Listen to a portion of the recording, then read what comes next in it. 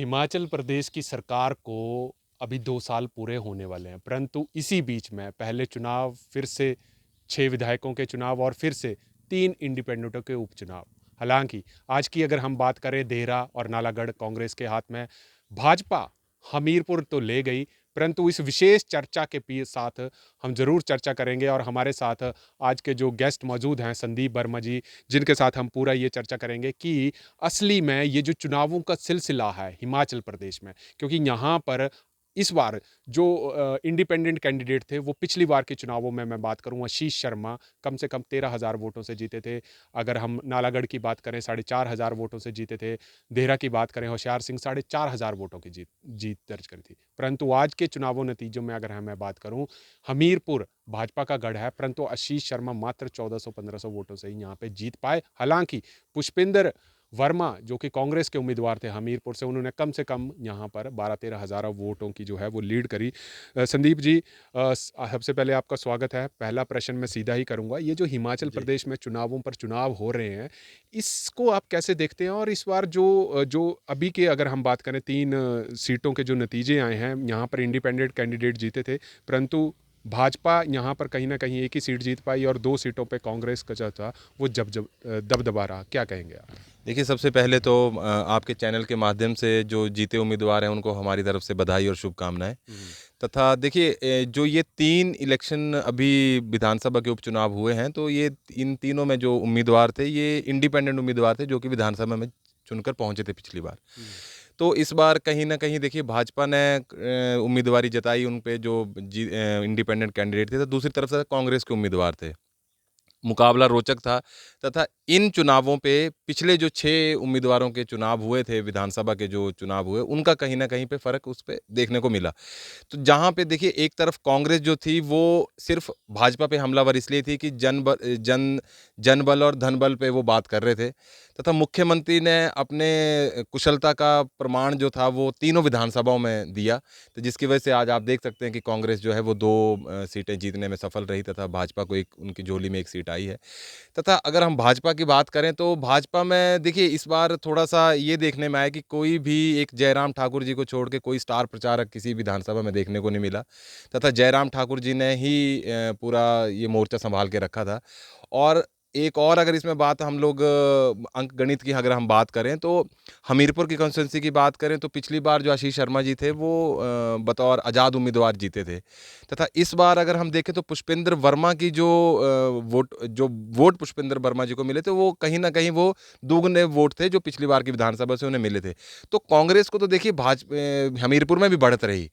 लेकिन भाजपा जो है वो हमीरपुर से गढ़ रहा है भाजपा का, तो आशीष शर्मा भाजपा के उम्मीदवारों ने, भाजपा के जो संगठन के लोग हैं या भाजपा के जो कार्यकर्ता हैं तथा जो लोग हैं, उन्होंने फिर इस बार हमीरपुर से भाजपा के उम्मीदवार पे विश्वास जताया तथा उनको विधानसभा में नहीं, भेजा है। देखिए, एक प्रश्न यहाँ पे ज़रूर खड़ा होता है। हालाँकि हम हमीरपुर की बात करें, यहाँ पे पूर्व मुख्यमंत्री जयराम ठाकुर जी लगे रहे, जी। अनुराग ठाकुर जी लगे रहे, आपके पास बिंदल जी लगे रहे।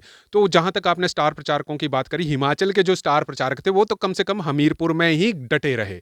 ठीक है, अनुराग ठाकुर जी ने लोकसभा का चुनाव जीता, परंतु मात्र 1500 वोटों की जो हमीरपुर गढ़ माना जाता था, आशीष शर्मा तकरीबन और ये भाजपा के तमाम नेता जो थे, सिर्फ भाजपा को 1500 वोटों की लीड दिलवा पाई। आप इसको कैसे देखते हैं? देखिए, लीड की अगर हम बात करें ना, तो वो एक मार्जिन है जिससे वो जीते हैं, हुँ। तथा भाजपा की अगर हम बात करें, तो भाजपा का खुद का जितना भी फोकस था, वो सारा का सारा अगर देखा जाए, तो वो हमीरपुर पे ही केंद्रित हो गया था। हुँ, हुँ। तथा अगर हम स्टार प्रचारकों की बात करें, तो अनुराग ठाकुर जो कि इसी संसदीय सीट से आते हैं, वो भी अंतिम दौरे में वो आशीष शर्मा जी के साथ दिखाई दिखाई दिए। हुँ, हुँ। तो पहले देखिए, कुछ जब ये इसकी जब चुनावों की तिथियां निकली, तथा उसके बाद नॉमिनेशन फाइल हुए, नॉमिनेशनों के बाद जो है वो जो उम्मीदवार थे, उन्होंने अपना दावेदारी दिखाई, तो वहाँ पे उस वक्त भाजपा कुछ पिछड़ती नज़र आ रही थी। लेकिन जब कुछ स्टार प्रचारक इसमें आ गए, जैसे आपने बताया कि जो प्रदेश अध्यक्ष हैं वो बीच में आ गए, तथा अंत में अनुराग ठाकुर जी की रैली एक निकली, तो उसके बाद कहीं न कहीं भाजपा को, तथा भाजपा से जुड़े हुए जितने भी लोग थे, उनको उनको ये एहसास हुआ कि नहीं, हमारा गढ़ है, तथा हमें नहीं, भाजपा के देखिए, उम्मीदवार इसमें का इस साथ देना इसमें एक चाहिए। चीज़ मैं आपको यहाँ पे रोकूँगा। ठीक है, भाजपा जी। का गढ़ है हमीरपुर, काफ़ी यहाँ से प्रेम कुमार धूमल जी हैं, अनुराग ठाकुर जी, गढ़ तो काफ़ी ज़्यादा रहे, परंतु कहीं न कहीं यहाँ पर कांग्रेस की भी आपको जीत नहीं लगती है? ठीक है, भाजपा यहाँ से आशीष शर्मा जीते 1500 वोटों पर, परंतु ये कहीं न कहीं हार ना माना जाए कि आपके तमाम इतने बड़े-बड़े नेता हमीरपुर में आके बैठ रहे हैं, तो क्या प्रभाव उस जनता के ऊपर पड़ा कि आप मात्र 1500 वोटों से ही आशीष शर्मा को जीत दिला पाए? देखिए, आशीष शर्मा की बात करें ना तो आशीष शर्मा की अगर हम बात क्या करें, हम जितने भी उम्मीदवार थे उनके ये भविष्य पे ये प्रश्न चिन्ह था हुँ, हुँ, हुँ। कि अगर तो वो जीत के आते हैं तो आपका राजनीतिक भविष्य आपको दिखाई दे रहा है, लेकिन अगर आप हार जाते हैं तो आपका राजनीतिक भविष्य खत्म हो गया है। हुँ, हुँ, हुँ। तो यहाँ पे अगर उम्मीदवार के अगर पॉइंट ऑफ व्यू से देखा जाए तो उन्होंने अपना राजनीतिक भविष्य बचा लिया है। हुँ, हुँ। और अगर मैं, जैसे कि मैंने आपको पहले कहा कि कांग्रेस ने भी इस बार 2 गुने वोट हासिल वोट किए, हासिल किए। ठीक है? जो पिछली बार 12-13 हज़ार पे सिमट गए थे, वो इस बार 25,000 तक गए। मतलब लोगों को एक चीज़ तो कहीं न कहीं जी। साफ़ है कि हिमाचल में लोगों को ये इन चीज़ों से अब कोई मतलब नहीं रह गया कि ये जो बार-बार इलेक्शन है हो रहे हैं, इससे कहीं न कहीं लोग जो हैं वो रुष्ट ज़रूर दिख रहे हैं कि ये क्या हो रहा है, कभी विधायक छोड़ रहे हैं, कभी आ रहे हैं। हालाँकि देखिए चैतन्य शर्मा जहाँ तक स्टार प्रचारक आपके पास गृह मंत्री वहाँ पर आए थे जब लोकसभा के चुनाव थे, उनका भी चुनाव प्रचार किया। तो लोगों के मन में ये कहीं न कहीं जैसे विपक्ष के नेता जयराम ठाकुर जी कहते हैं कि अगली अब जो है कांग्रेस की सरकार आ जाएगी, ये कर देंगे, वो कर देंगे। विधायकों का अपनी पार्टी को छोड़ के चले जाना, ये हिमाचल की संस्कृति क्या लगता है कि लोगों ने ये स्वीकार किया है बार-बार चुनावों में? देखिए हरीश जी, इस बार का जो चुनाव है वो आप सबसे पहले देखिए कि वो चुनाव हुआ क्यों? हुँ, चुनाव हुआ कि जब पार्टी बदल के पिछले विधानसभा के चुनाव हुए कि पार्टी दल बदल का कानून लगा था, इस बार जो है विधानसभा अध्यक्ष ने उनके इस्तीफे मंजूर कर ली। तो सबसे पहले तो लोगों के मन में भी ये चीज़ें कहीं न कहीं थी कि इस शांत प्रदेश में राजनीति में ये उथल-पुथल हुई तथा उस उथल-पुथल का ये उसकी वजह से ये चुनाव हुए। हुँ, और दूसरा, अगर इसको और ज़्यादा बारीकी से देखें तो मुख्यमंत्री ने कुछ ऐसे अपने बयान दिए जिसमें कि कांग्रेस को बल मिला हुँ, तथा उन्होंने सरकार का एक विज़न दिखाया कि हम अगले आने वाले 3 साढ़े 3 साल में क्या करेंगे। हुँ, इस बार का जो चुनाव था वो ये देख के कराया गया तथा जैसे कि जिसका एक बड़ा एक छोटा सा एग्जांपल है कि देहरा में उनकी खुद की धर्मपत्नी इस बार चुनाव लड़ रही थी तथा उन्होंने कहा था कि विधायक भी आपका तथा मुख्यमंत्री भी आपका। हुँ, और वहाँ पे देहरा को जिला बनाने के बारे में भी उन्होंने अपना बयान दिया था। हुँ, तो इस बार जो लोग थे उन्होंने ये देखा कि विज़न क्या दिखाया जा रहा था, तो उस विज़न को देख के उन्होंने वोट कास्ट किया है। हुँ, अब वो देखिए वो चीज़ें बहुत पीछे रह चुकी हैं। हिमाचल की जनता को अगर आप देखें तो भारत के मानचित्र पे भी इनका हिमाचल प्रदेश का नाम जो एक शिक्षित राज्य के नाम पे आता है तथा इस लोग शिक्षित हैं, लोग समझदार हैं, लोग जानते हैं अच्छा क्या है और बुरा क्या है हुँ, और वोट किसे करना है, उम्मीदवार ने किसे करना है, कि कौन उम्मीदवार अच्छा है तथा विज़न क्या है सरकार का। वो बातें खत्म हो गई हैं कि जी परिवार में अगर एक आदमी किसी पार्टी के साथ जुड़ा है तो पूरा का पूरा परिवार उसी पार्टी को वोट देगा। अब लोग समझदार हैं, एक घर में सबके अपने अपने व्यक्तित्व, अपने अपने विचार हैं और इस बार इसमें कोई शक नहीं है कि लोगों ने जो वोट कास्ट किया वो सरकार के हित में किया। अच्छा, एक चीज़ मैं ज़रूर जी। पूछूँगा, हमीरपुर की बात हो गई, देहरा की बात करें, हालाँकि मुख्यमंत्री भी ये कहीं न कहीं पहले लोकसभा में चुनाव बयान देते नज़र आए कि देखिए जो पार्टी हाईकमांड कहती है मैं वही करता हूँ। मेरी पत्नी को ये भी कहा जा रहा था कि लोकसभा में हमीरपुर की टिकट मिल जाए, परंतु मैंने खुद मना किया। तो य अब ये क्या कारण बन गए कि जब लोग विधानसभा के चुनाव आए, तो मुख्यमंत्री जी ने ठीक है, काफ़ी अच्छे मतों से कमलेश ठाकुर जी, उनकी धर्मपत्नी ने जीत दिलाई।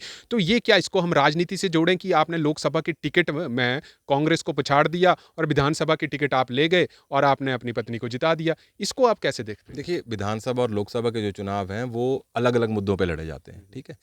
तो वहाँ पे एक चेहरा भी एक चेहरे के नाम पे भी इलेक्शन नहीं होता है, वहाँ पे सिर्फ़ पार्टी के वोट पे ही पार्टी को ही वोट मिलता है। और अगर हम लोग लोकसभा की और विधानसभा की बात करें तो लोकसभा में देखिए एक बड़ा चेहरा थे आनंद शर्मा जी, ठीक है जी? जिनको उतारा गया था इलेक्शन के लिए।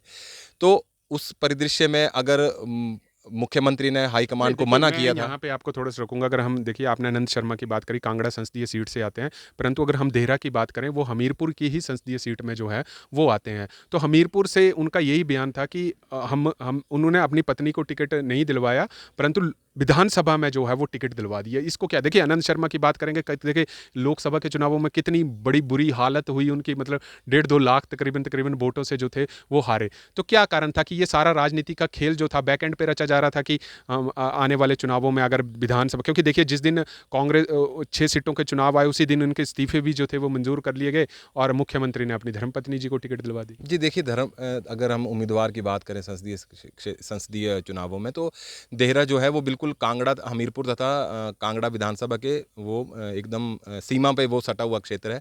तो वहाँ से किसी उम्मीदवार को निकालना वो तो देखिए उस बारे में तो हाईकमान और पार्टी जानती है।